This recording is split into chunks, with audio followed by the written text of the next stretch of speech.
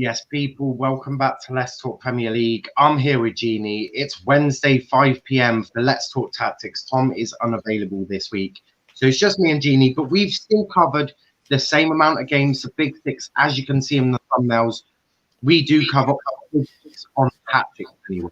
That's the tactics. We don't have individual shows for City or Spurs yet. We are working on that. But a big up to all of you that are listening. Craig is gonna sit back and replace and watch this one. Yeah, I'd sit back. It's gonna be a good one. That much I do know. Getting back to you, Genie. But how are we doing, mate? Yeah, very good. Obviously, it's Wednesday, so I'm sure everyone knows what comes tonight. So I'm very nervous for that. But for now, I'm just trying to erase it from my mind until the lineups come out. But yeah, I'm not so bad. Yeah, obviously it is Wednesday, so Genie's there just trying to distract himself. So he's got Let's Talk Tactics, and he can tactically analyse and not get stressed. We will, of course, have match reaction of Liverpool versus Real Madrid and Dortmund versus City. We've got a great panel. We've got Charles, Andrew, Sauls, possibly Dom. Couldn't find any Liverpool fans that want to come on. Genie has his own reasons for not coming on. The rest of them, though, letdowns. They're letdowns. Well, we know where they'll be, but moving swiftly on. It's okay. The rivals will come on and banter them.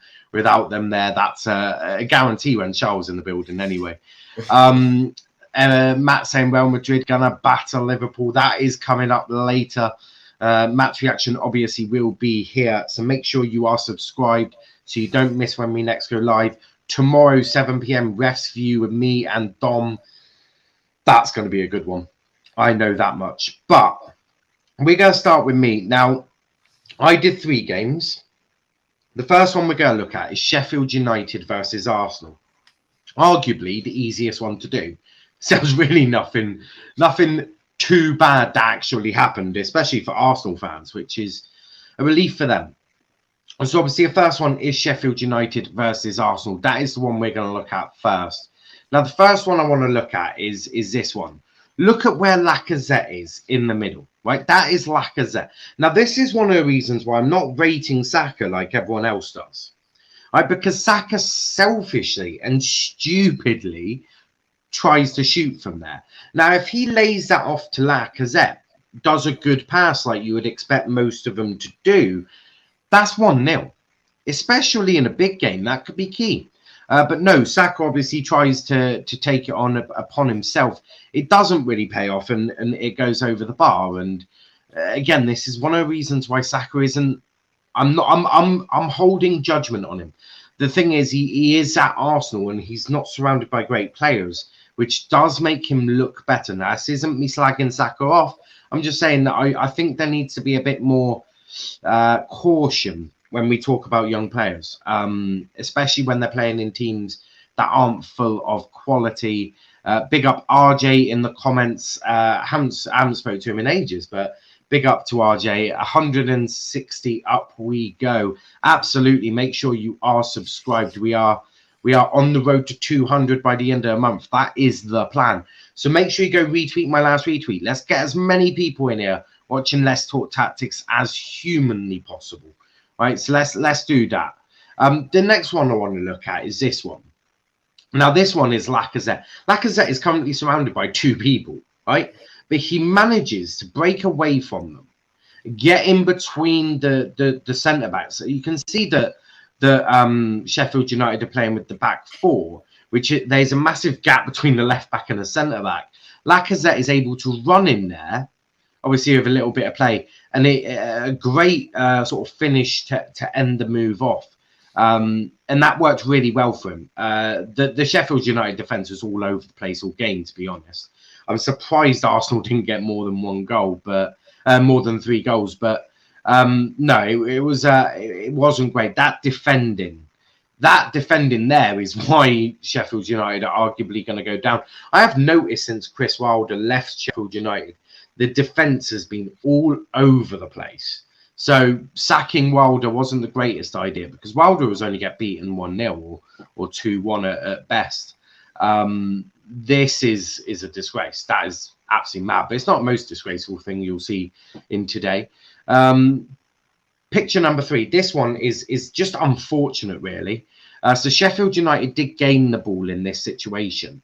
They're then looking to play out, get the ball going onto a counter-attack. That ball is then intercepted. Now, the reason I've highlighted Martinelli and the what looks like the right back of Sheffield United is because when the play's being got at, so Arsenal's intercepted it, Martinelli, being more agile, being younger, is able to shift straight away and be on the attack. The right back has reacted slower, which therefore means that Martinelli is in acres of space all by himself. And Ramsdale, there's nothing Ramsdale can do. He's parrying it, hoping that a centre-back can get onto it. Now we'll show you that picture in a second. But I just wanted to show you how unfortunate it is for that right-back not to have responded at the same pace, if not quicker than Martinelli, because that does, as you'll see the move build up, does really put a pressure on Ramsdale. It means parrying it is going to lead to a certain goal. And as you'll see here, this is sort of stage 2 of the build-up. Once it loads, here it is. You can see Martinelli is currently highlighted in green, right? Martinelli is in acres of space all by himself. You can't allow a player like Martinelli that much space to be able to think about what he's doing and to be able to position himself. Such a striker's instinct is what he's looking at. He's looking, who's going to make the mistake? You can see 3 Sheffield United defenders are currently ball watching. They're all going towards the ball. They're not thinking, oh shit, what's behind us? As you can see, Lacazette is on his own. Obviously, he is covered by 3 defenders. Then Martinelli is literally on his own. There's a lack of communication from the Sheffield United defence. That number 2, which I believe is John Egan, should be screaming when he knows he ain't going to make it, so that someone drops back and is able to intercept Martinelli. That doesn't happen, and Arsenal score from that. There wasn't an awful lot of mistakes, but that was definitely one of them. The last build up, the Arsenal one's very quick. This one is just a beautiful pass from Partey. Absolutely beautifully done. The way perfectly weighted, the precision that he's managed to get it through. As you can see, he's passed that so far. It's not even in camera shot where he's got it to, because where he's got it to is the edge of the area. A beautifully weighted pass that Lacazette has been able to run onto. He's been able to get into the box, and he's been able to get a second goal. Very good play from Partey there. And to be fair, it was a very good result for Arsenal. But yeah, a lot of defensive errors from Sheffield United. Don't forget the Arsenal one, they're playing Sheffield United. This was always going to be a quick, easy one. The Spurs United one, Jesus Christ. I have got at least 20 pictures, I think, or along them lines, of pure just crap. Absolute disaster from Spurs. And we'll be talking a little bit about Wan-Bissaka as well. Some people saying that he's at fault for that second for that goal. He partly is, but it's not completely all his fault. But that's the Arsenal one. A comment here, RJ, this week has been crazy. Hope you're all well. Yes, we're both well, I believe. Friday is still busy for me. Very busy with the 4 shows. But yeah, that was Sheffield United, Arsenal. What one are you going for first, Genie? Which is your first one? I will cover Liverpool. I'll save the City upset to last. I'm not sure if that was an upset, you know. Leeds are such a quality come team. on. I'm joking. Genie's about to bite my head off. The aggression that Genie's showing. Right. I am ready when you are. It's already on the screen. Oh, it's already on. Sorry, I can't see the thing. Before you start, RJ saying forgot Tom is too big for us. Look, Tom did let us know. Was it Sunday, Genie? It was. It was in advance. Definitely in advance. Yeah, we have a group chat for Let's Talk Tactics, and Tom did notify me and Genie way before today. So it's not like we didn't know the situation. So me and Gini, we organised it between ourselves because we still want to keep the show going, because this show is definitely a fun, interesting look at it. And the viewers, the views for the first show was absolutely mega. So yeah, we decided to keep it going. But over to you, Gini. Right, so this is Liverpool 2, Aston Villa 1 on the weekend. This is the first Villa goal. Unfortunately, we can see Villa players in shape. They've just come off an attack, so you'd expect them to be where they are. Robertson's just won the ball back just off the screen here, and it's passed to Milner. There's 5 players around Milner, so there's not much he can do in this situation. He's probably got to switch it and spread the play so it catches 5 Villa players out with that one pass. Unfortunately, he gives it away here, which you can see on the next slide. Nakamba picked it up from an interception. I think the pass was intended to Firmino. We can see here that Kabak's been drawn out by Ollie Watkins. You can't blame Kabak for this because he was so unlucky with this. He got in front of his man, which obviously if he didn't, it's high risk because then you risk being spun, and Ollie Watkins is in. So you can't blame Kabak for this. He actually does really well. He gets unfortunate with a bounce back, and as you can see on the next slide, McGinn's played it in. I just want to go back to this slide here. This is when the ball was lost. There's the individual battle that was marked up before the game. Gini Wijnaldum would know that his man was John McGinn. His man was always going to be John McGinn. You can see there that they're both ball watching. However, Gini's next to his man. That's fair enough. If we go towards where the ball was played in, Gini's lost him. It's pulled Fabinho out of here where Fabinho is normally there to intercept that pass. So Nat would have this covered. Fabinho has this free ball covered. Fabinho's been drawn out because Gini Wijnaldum, which I'm sure Tom's happy me about mentioning, has lost his man. So defensively, that's so poor from Wijnaldum. McGinn's got the freedom to play that free ball, which Fabinho would probably be there if Gini Wijnaldum picked up John McGinn in the middle of the park. This goal's avoidable. But it's a nice ball from John McGinn.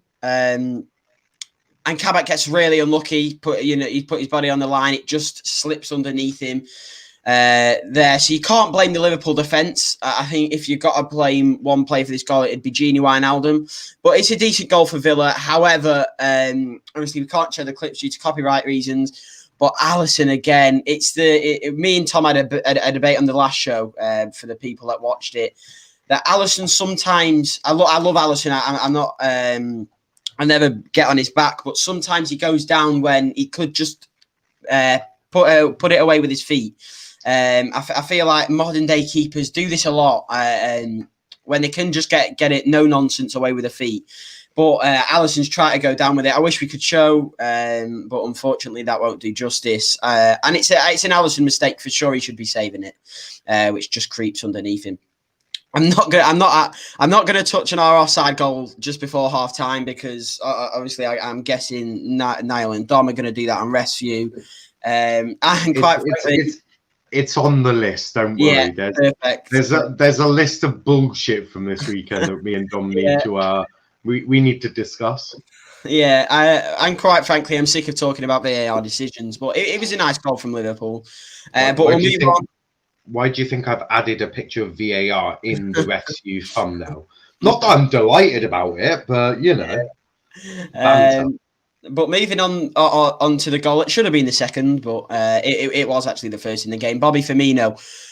Me and Tom actually on the match reaction pointed him out as both of our man of the matches. It was a typical Bobby Firmino performance. He was dropping in deep. He was cutting through the lines. He was finding the gaps in between the Aston Villa midfield and defence. And he was just getting our attacks going. And here he does. Bobby's dropped back. A normal striker would be there. This is Bobby Firmino, but that's what Bobby Firmino does best. He's dropped back and he's got the attack going. Who plays it into Milner there? And I just want to see this run from Robertson. Oh, sorry, it's really, really good. You can't even see Robertson on this screen. He's just behind Adama Traore where I'm putting Adama Traore. Bertrand Traore, sorry. Just about to say, wrong team, buddy. Yeah, Bertrand Traore. So Bobby plays the ball through here. Milner's got Jota. It slows the play down. But Robertson makes this killer run.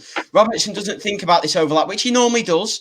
He's trying to adapt his game, and instead of going around the outside and overlapping, he's come inverted and he's come on the inside, which is allowed, as you'll see on the next photo, Jota to go out wide and Robertson to go through the middle, which makes us unpredictable.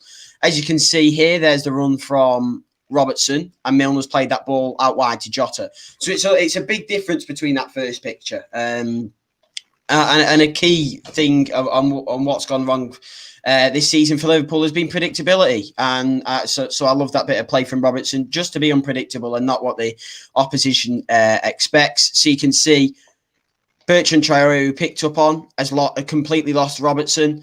There's two players around the ball, and Jota's just slid it there, and Robertson's ran onto it. Robertson shoots, very unlike him. He's probably the worst finisher of any Premier League player. Robertson shoots and it's parried out. Fortunately, for the first time in the season, we've actually had a bit of fortune. It's parried out by Martinez, and as you can see there, Salah heads it in. That's 1-1. So this goal's all about the run from Robertson and the build-up play from Bobby, Milner, and Diogo Jota. Here is the emphatic winner, the winner where we see Southgate slump in his chair in the stands, and Trent Alexander-Arnold just asks him to come outside, like Niall has been saying all week. Trent starts to move by actually coming into it like a centre mid role. Really, he's playing really narrow here. Which there's been shouts that he could adapt his game to become more narrow in the future. The future we'll see. But as you can see here, he's taking up that midfield spot. It's worked perfectly. He's given it's a little 1-2. It's a clever little give and go with Salah. He's actually took on in the footage. He's took on these two Villa players. That's taken two Villa players out the game already. A little give and go with Salah, which I just mentioned. And then Trent Alexander-Arnold on his weak foot gets a superb ball in. Unfortunately, Tyrone Mings gets the aerial duel over Mane and nods it out to Shaqiri here, who's in the perfect position to pick the ball up. Shaq does a little 1-2 with Thiago. Thiago's made that run in here. No Villa player picks him up. It looks like a bit of zonal marking there. Douglas Luiz has no idea what's on his left shoulder. Thiago. Shaq finds that space, and Thiago is so unfortunately denied by a brilliant reaction save from Emi Martinez for his first goal in the Liverpool shirt, which is very unfortunate. But we was very lucky with a parry out again. And Trent Alexander, he picks it up from about here. He dribbles it in. Now, this is magic. Villa was holding on for a point. If you come in Anfield, maybe recent results don't suggest, but it's still a very, very tough place to go. And Villa would have been happy with a point, especially with no Jack Grealish. So you can see the want and the desire from the Villa players to just come home with a point. They've got 1, 2, 3, 4, 5, 6, 7. They've got 8 players in the box and 1 on the edge. That should be enough to stop this going in. If we actually go on the next angle, which is what Trent can see here, which I've found, that's astonishing. If you didn't know what happened here, and I was to tell you that Trent whips it into that far corner, you wouldn't believe me. So it really is. It's a moment of magic from Trent Alexander-Arnold, this goal. Possibly you could... wrong way. Possibly you could blame Tyrone Mings. Maybe he could have just got his body in the way, but it didn't happen to be. But as you can see there, that's stunning how Trent... whips that ball in. Fantastic goal, and that's 2-1. So Villa was unfortunate. I think the result was definitely deserved in the end, but a good performance from Liverpool, and I think Villa definitely missed Grealish. Yeah, no, that's a fair way of looking at it. Some comments here. RJ, excuses. That's all I hear. Now, if he's busy, he's busy. When are they not? Tottenham were shockingly defensive. They were shocking all over the park. We'll get into Spurs at the end, but they were absolutely shocking. I mean, the fact that Ole Gunnar Solskjaer has tactically outdone Jose. And I remember when people, and I'm calling you out, Sonny, especially, laughed your head off when I said Ole was a better manager. Not laughing now, are you? Yeah, that's what I thought. No, it's true. Ole is a better manager than Jose, and Jose's finished as a professional manager, in my opinion. DC saying, yo, lucky goal. Big up to DC, always watching the content. We love to see it. And big up to Chris. He's a part of our Formula One stuff. I was working till late last night, sorting all of that ready. Salza's got another overlay coming for us for that as well. It's going to be absolutely beautiful. So make sure you tuned in for that, because that is going to be good. I've been working hard, got a new video, got a new logo for it. It's all looking lush. That's all I'll say on that.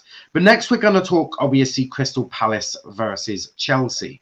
I don't want to give you the big game straight away. That would be harsh. But first one we're going to look at is obviously Crystal Palace Chelsea. The first one I want to look at is obviously Kai Havertz. Look at him there. He's playing as a sort of false nine. Now, I can't remember if he scored from this or not, but I'm pretty sure he did. He might not have. But it was just a really good piece of play. Look at how he's lost both centre-backs. And it's just a nice bit of play. Defensively, Palace were all over the place that day. They were dismal. It was dismal from them. And you don't expect that from a Roy Hodgson side. Normally, a Roy side is very hard to break down. This was like an open prostitute. Tuchel was having a field day. The next one I want to look at is this one. Look at the space that Kai Havertz is in. Now, I know he scores from this one, right? Look at the space this guy's in. He's able to turn. He's able to think for a few seconds. Ridiculous. You do not give Kai Havertz that much time to think. That is always going to end badly for you. That is a fact. And just, it was a lovely play shot there. But look, no one near him. No one. You've got 3 players right in front of him. 3 players. And not one of them is like, we need to drop back to look at Kai. They're just not. Kai is the one obviously highlighted. But no one picks him up. And that's always going to cause you major problems. And the next one to look at is how, again, is space. The one thing I noticed from all Premier League games this week, defensively, we're not doing our jobs right. We're allowing people now. That is Mason Mount highlighted. Do you know how dangerous it is to give Mason Mount that much space? You're lucky that didn't turn into a goal, because, or that might have been Pulisic. Yeah, that's Pulisic. That's Pulisic. That's even worse. To give Pulisic that much space is criminal. To give Mason Mount that much space is just ridiculous. To give Pulisic that much space, and he scores from this, ridiculous. Absolutely. Just, is anyone going to go near him? No, because they all think he's got COVID, so they're staying 2 meters away by the looks of it. Great social distancing defending there from Palace there. Absolutely abysmal, though. The next one we're going to look at is this. Now, that is again, Kai Havertz. Now, that is just, he's running onto that. He's running onto that. It's a beautiful pass from Jorginho. Absolutely beautifully weighted pass to Jorginho. Cuts out about 6 Palace players in one pass. Oh, and don't forget, he takes out all of the defenders with it as well. But absolutely criminal. To allow Jorginho to be able to do that pass, criminal. Stupid. In fact, it's just ridiculous. I have no other word. I don't know how to describe it. It's ridiculous. Great piece of work from Chelsea. And Chelsea were absolutely, they were unbelievable. They were on top form in this game. Now, the next one we're going to look at. The only fault from Chelsea, Ben Chilwell, right? Now, I'm not going to slam Ben Chilwell, right? But he loses Benteke. There's a cross coming in, and you're losing Benteke. All right, then. Might as well just not turn up then. Do you know what? Benteke is arguably one of the best headers of a ball to get it in the back of the net anyway. Ask him to use his feet, and it's a different question. But him to use his head to get a ball in the back of the net, he's actually pretty damn good at it. I can't think of any better. Possibly Giroud. But I can't think of many better headers of a ball to score goals. Benteke is right up there. And it's criminal to just lose him. Ben Chilwell just switches off for a second. Benteke then comes behind him. He's in his blind spot, can't really see him. Criminal. It's not good enough from Chilwell there. The next one I want to look at is this, a through ball. What sort of defending is this crap? Like, I'm sorry, but what? I see two defenders. One of them's a right back. One of them's a centre back. Look at how much space Havertz has. Right, Havertz is the one marked green. Right, look at how much space he's got. Absolutely amazes me. It amazes me he doesn't score from this either. It really does amaze me, because I thought Kai would score from this, but he didn't. Should have been another goal for Kai Havertz there. But the amount of space that he's able to get in, that Palace defence was abysmal all game. Absolutely abysmal. Now, this next picture, I can't believe I'm about to put this up. How much space do you want to give Reece James? In God's name, how much space do you want to... You're giving Reece James a quarter of the pitch there. Arguably one of the fastest right backs in the league. And you're giving him that much space. I hope you're joking. Now, I wish this was a fake picture. I wish that the left back hadn't just decided to desert his position and go into as a centre back. I wish that was the case. It's not. Criminal, and guess what? That results in a goal. To give, and there's another example of this in the Tottenham game, but even worse to do that. That is just criminal. To do, I don't know what you think of that specific picture, Genie, but if any of my players did that, I'd be going absolutely raging.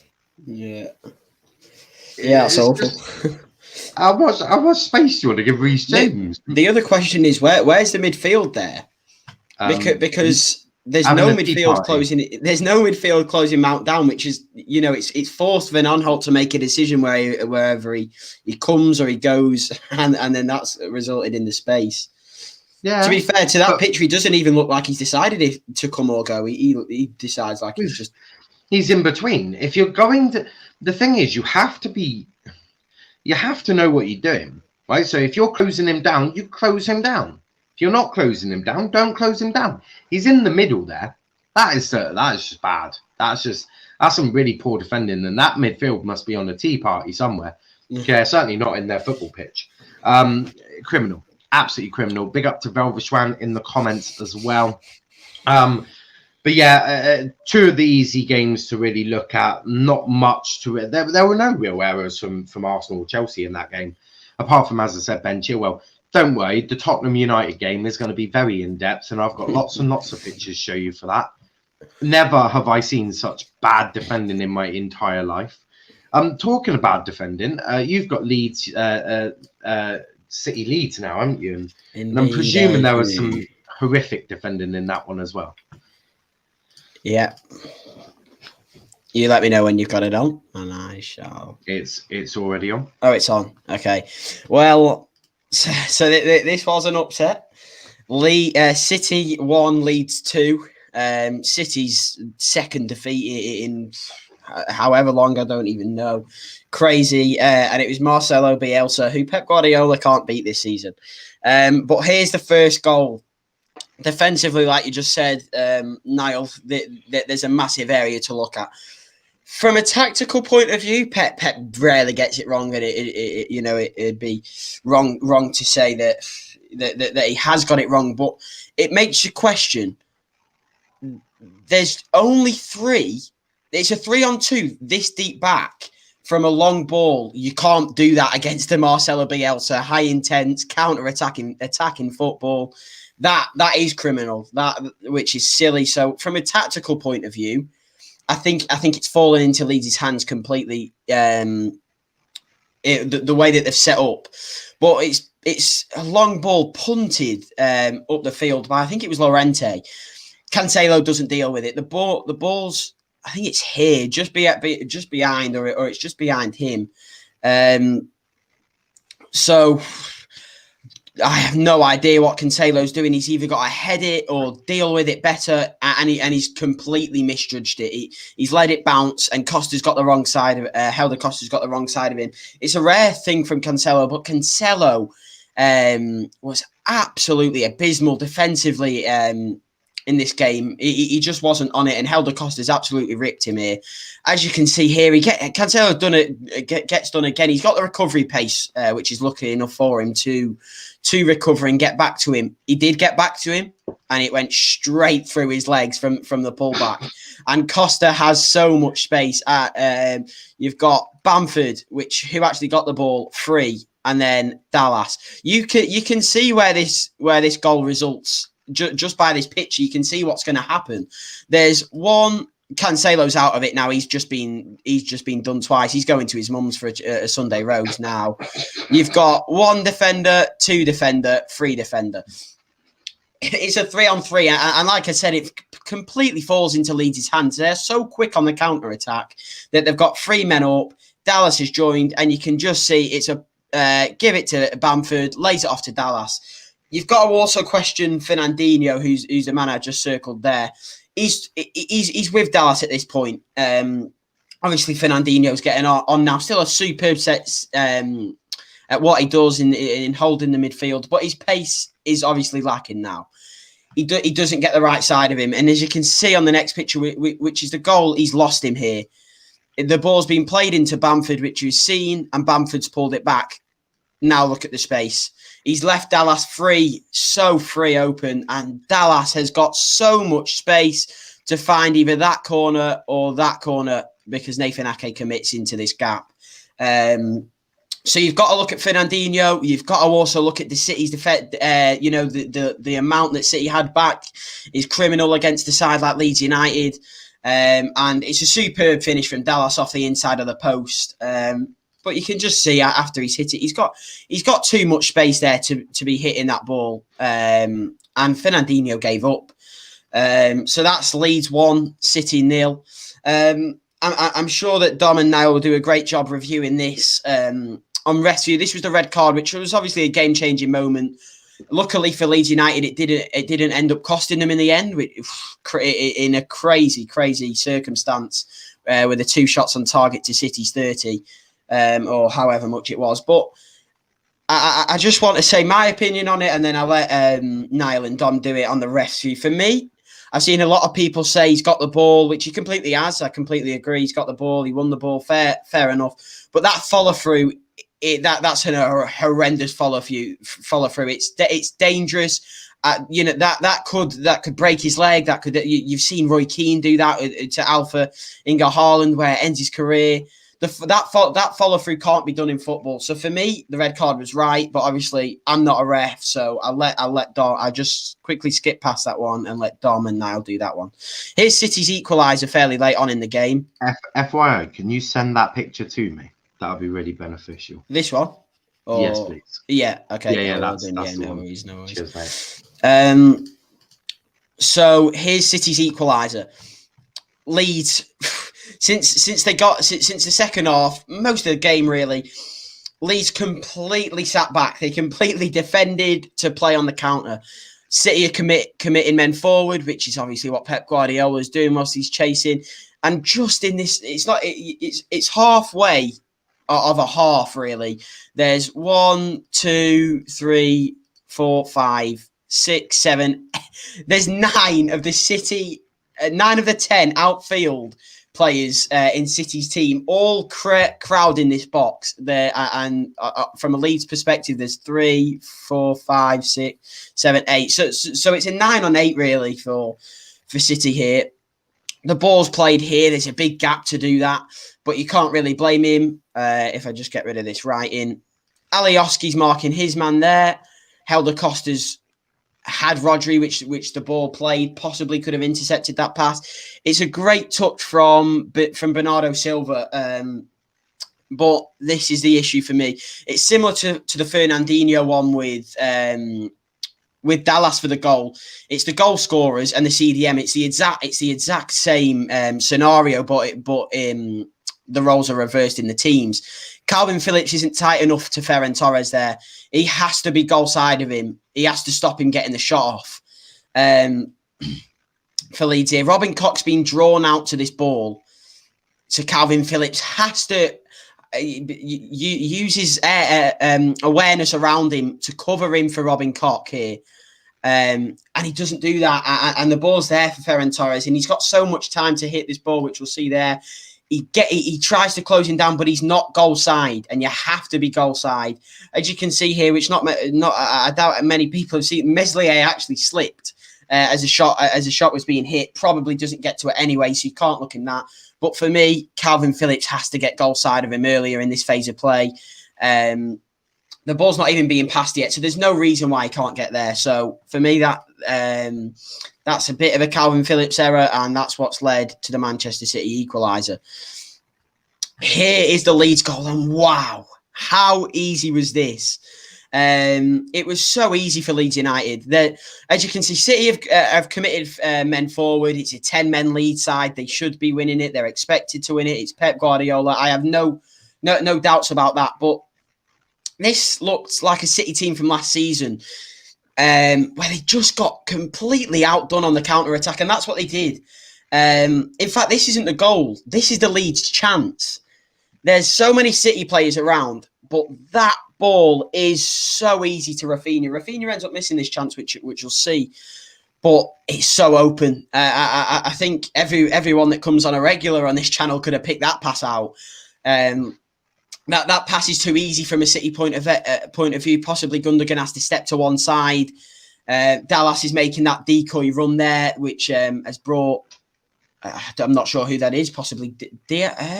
I don't know who that City player is, but he's been drawn out. Is that Fernandinho? This one isn't. I don't think. Possibly it could be Fernandinho. I'm not sure. But the City player here has been done by the decoy run of Dallas. You do have to follow him. So it's an intelligent run from Dallas here, which has opened this space for Rafinha. As you can see on the next clip, Rafinha got played. It was so easy, and again, it's a shame that you can't show the video, but it was so easy, and Rafinha was free. It's not actually as close as it looks on this picture, but I have to point this out. This is superb on the edge goalkeeping from Ederson. He has come out and he's acted like a defender from the 1980s. He's absolutely swiped at the ball as a sliding tackle. He's not even gone with his hands. Rafinha's such a tricky player, and Ederson's read it brilliantly there. But that could have easily been 2-1 Leeds. This is the 2-1 Leeds. This is the Punisher in the 92nd minute. As we can see here, Dallas. There's so much space in the middle of the park again. You can see that. You can see that pass. You can see exactly where Dallas wants it. Who's running onto it? This is what Dallas does. He gets into these overlapping runs, these positions where you want him to be. So it's brilliant from Dallas again. It's a nice little ball from Alioski, but it's perfect. But both City players have just let him run through the middle. And it's Fernandinho again. He's got to be goal side of him. He's got to be more tighter to Dallas. Alioski can't go anywhere else than pass it in this passing lane here. Fernandinho's got to pick him up. They're being done by the Leeds counter-attack. John Stones gets close to him. He can't foul him, otherwise it's a red card last man. And Dallas slides it through Ederson's legs. It resulting in a famous win for Leeds United. It was a smash and grab completely. 2 shots on target for Leeds United. Two shots on target the whole game for Leeds United. Took them both. City had over 20, didn't take their chances. They got done on the break. It was a Marcelo Bielsa masterclass, and that's my analysis of it. So I'll leave it up to Niall for the final game, which I'm sure everyone will enjoy. Oh dear, this one. Before I start this one, this is the best way to describe Tottenham's defending.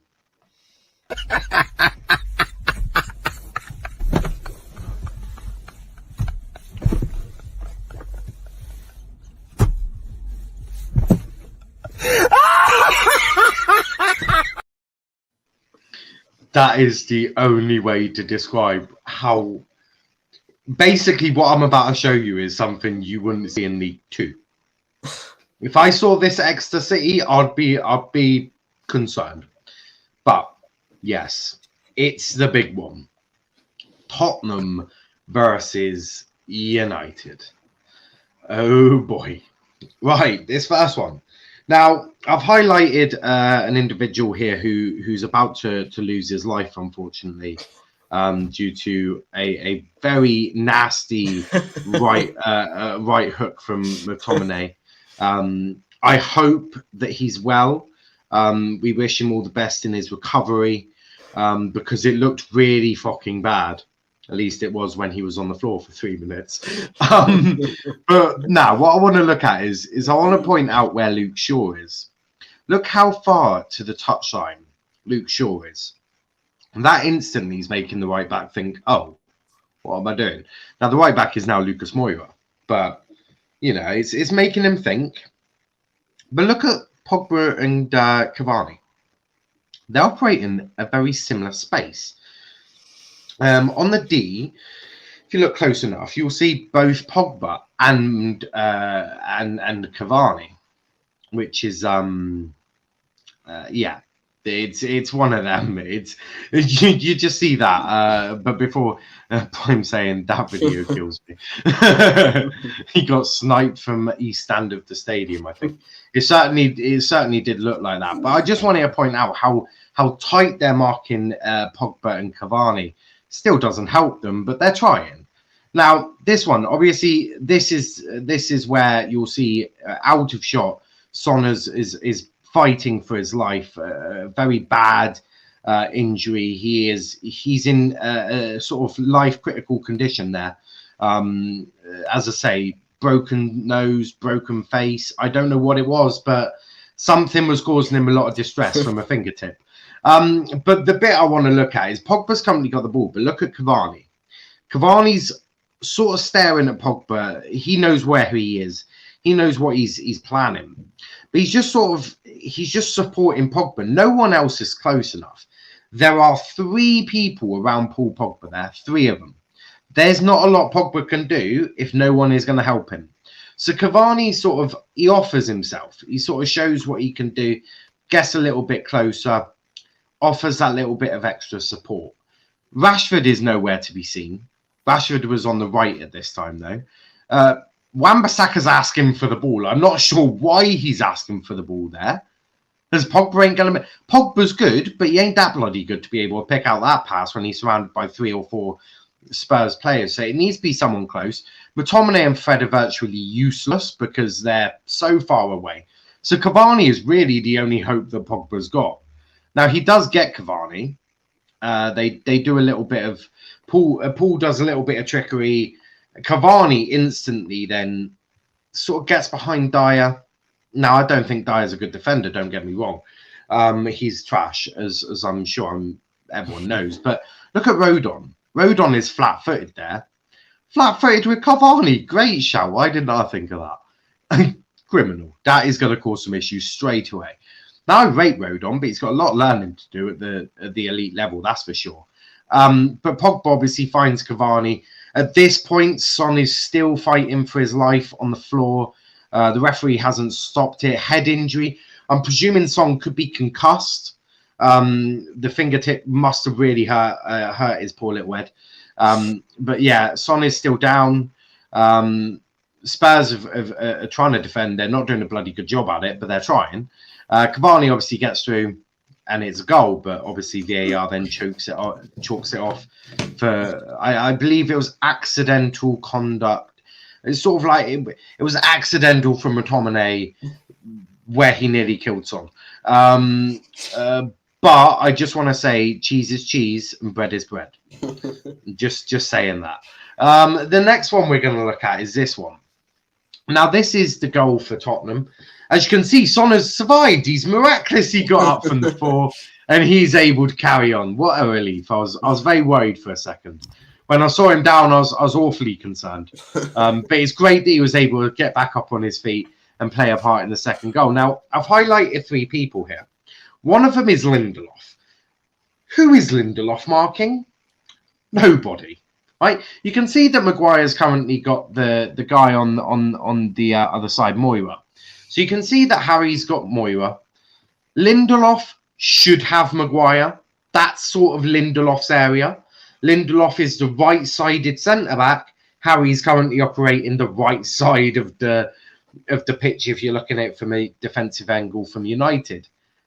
Son is unmarked. Now, he should be marked by Wan-Bissaka, but Wan-Bissaka's having to go and do Lindelof's job for him, which does leave Son very exposed at the back post.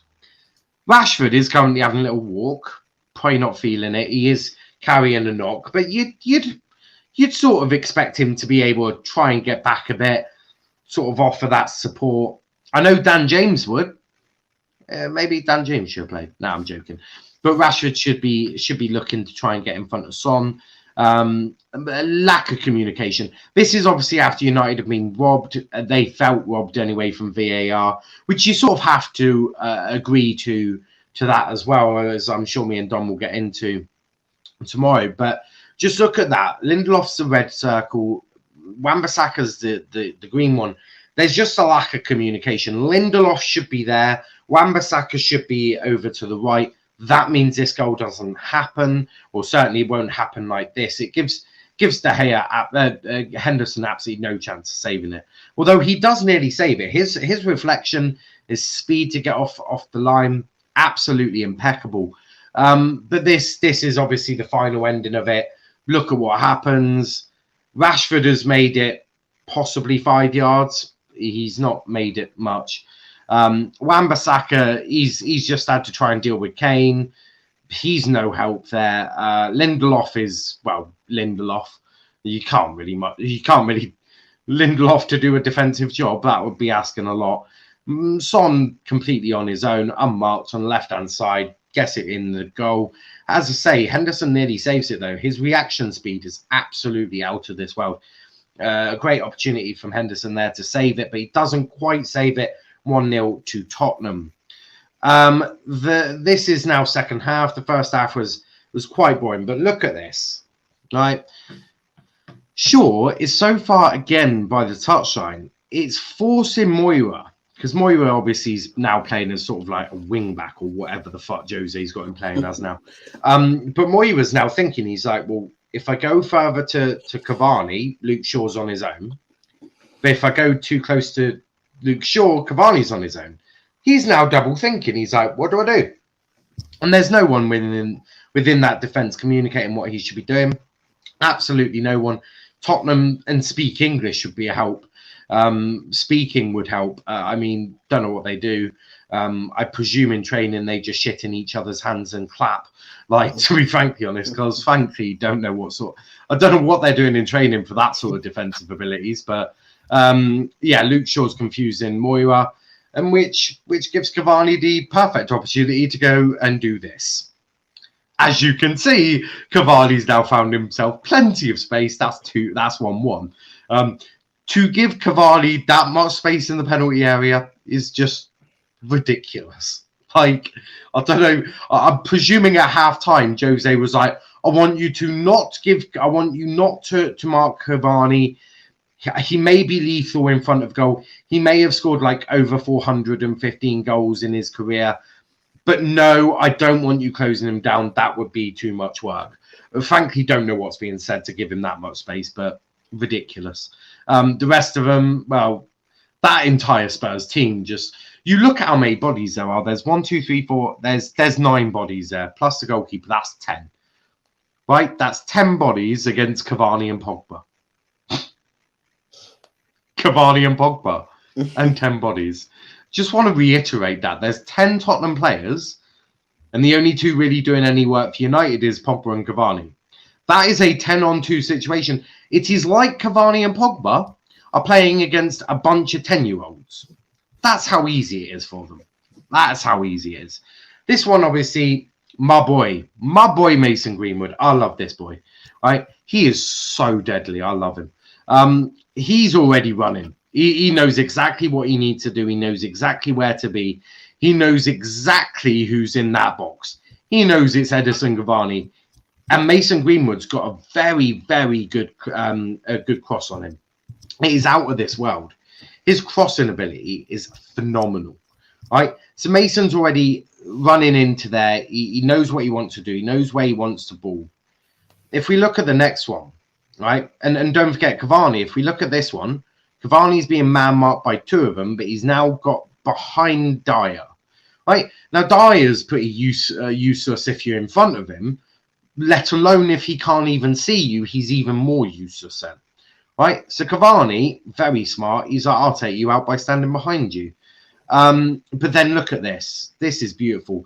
Greenwood is obviously two-footed, so there's two ways he could have done this. He could have run to a byline, put a cross in on his left, or he could have cut it onto his from his right and crossed it in, or he can switch it into his left and do an in-swinger to Cavani's head. Very easy to Cavani score that.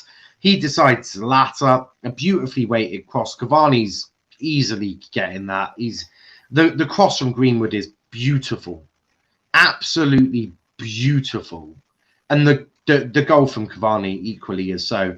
And just confirm, not even a bit offside.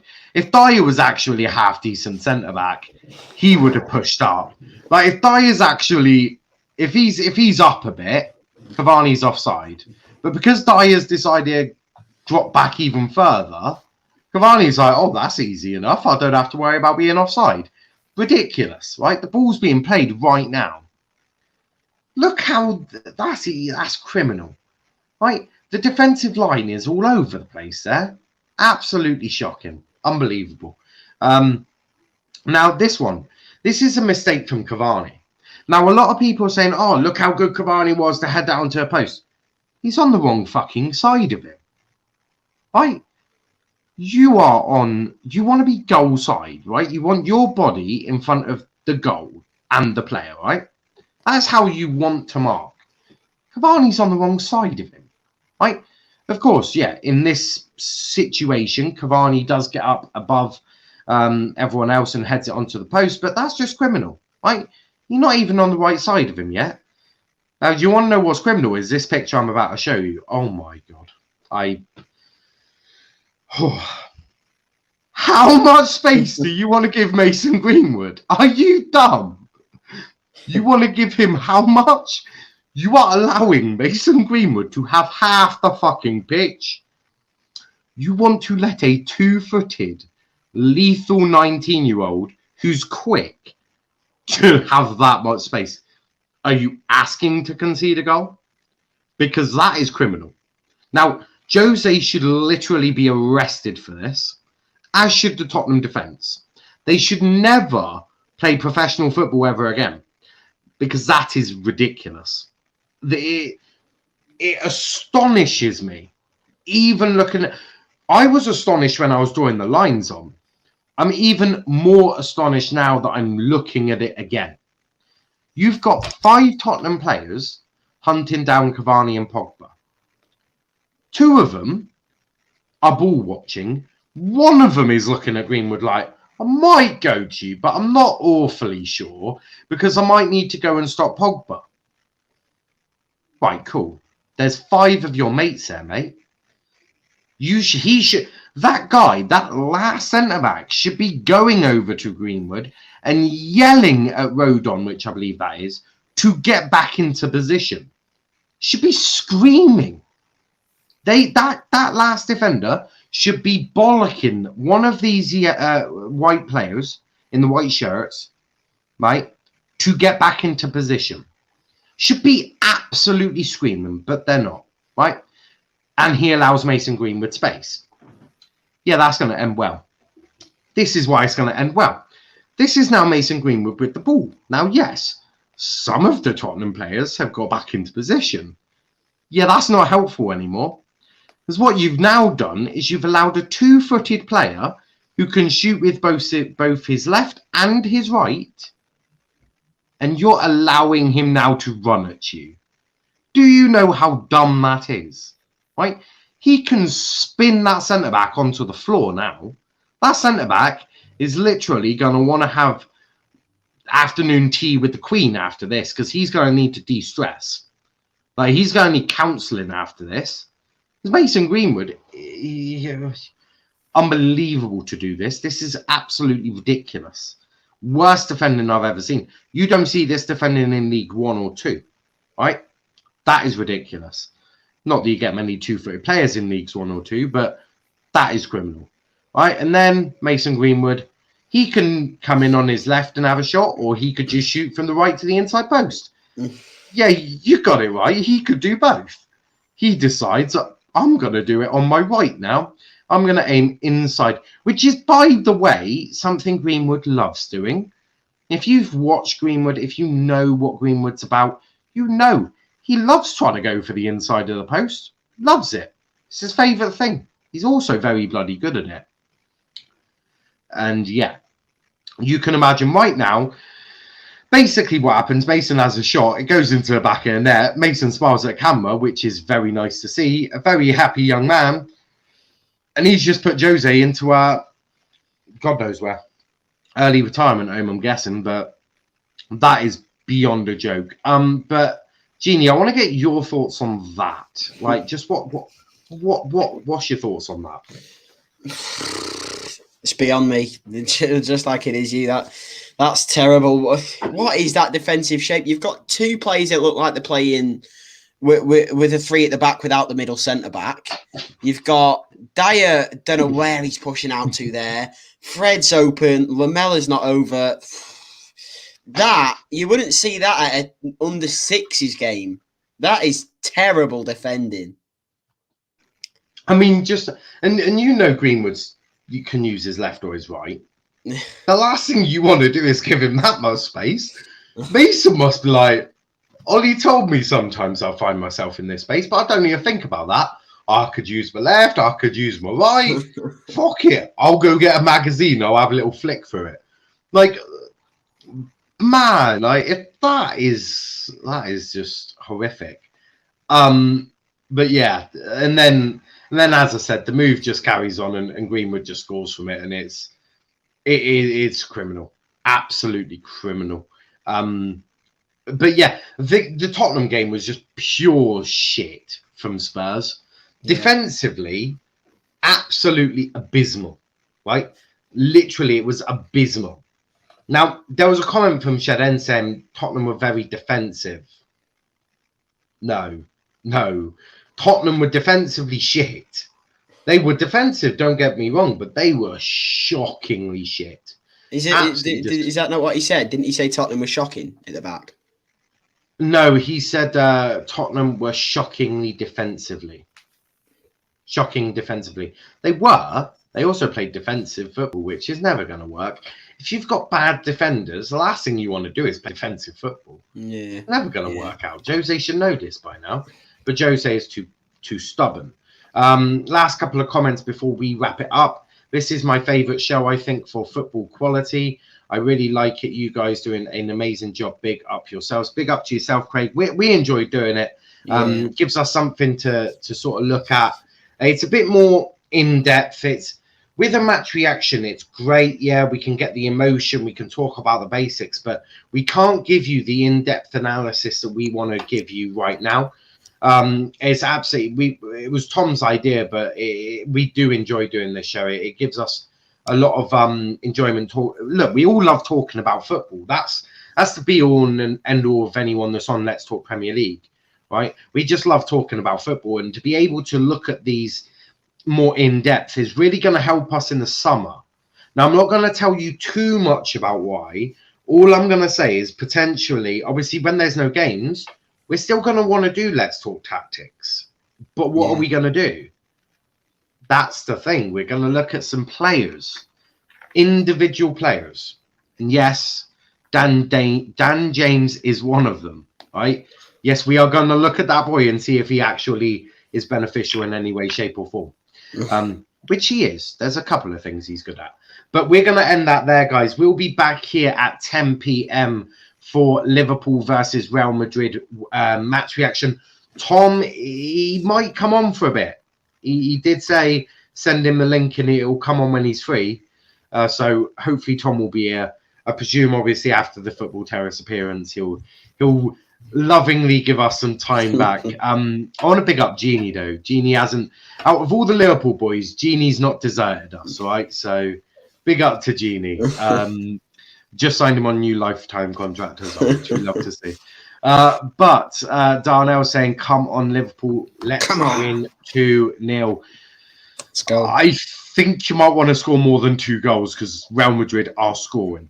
You can kid all you like. You're going to want to get... They're scoring 1 goal at least, so you need to get a good couple of goals. You want more than 2. That's all I'm saying.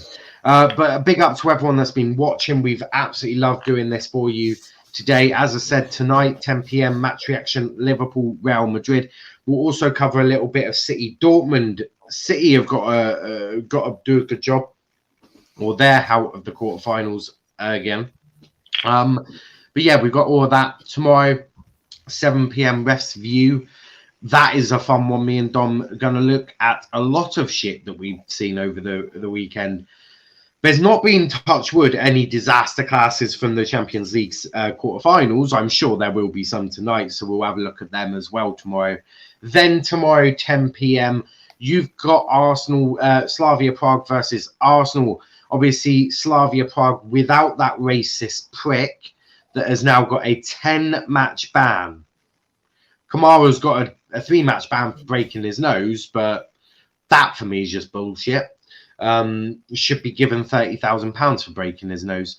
And then obviously you've got United versus Granada. United without Luke Shaw, without Harry Maguire, and without Scott McTominay. Will they get through Granada? You'd just expect so, but it is United, so let's not get a bit too ahead of ourselves. But before we go, Genie, where can they find you? Yeah, just Genie Newbattle on Twitter, and that's it. You can also find him in Saul's Cave if Liverpool lose tonight. Genie has been given access codes to getting into there. You can find me at Niall_PAFC. You can also find us on Twitter, our YouTube page on Twitter at Let's Talk EPL, and Instagram at Let's Talk EPL_. We're also on TikTok, which we are trying to use more. If I need to really get up on top of it, right, to be fair, but we are on there. That's at Let's Talk Premier League. Also join our Discord server, which hopefully will get a few more members. That will be where we start posting transfer rumors as we get close to summer, and all of that. I know a few of the regulars already in there, so if you want to talk to the regulars, then go in there. Some of them are in there. That's a fact. But a big up to everyone watching. As I said, we'll be back here 10 p.m. Liverpool, Real Madrid, Dortmund, City. But until then,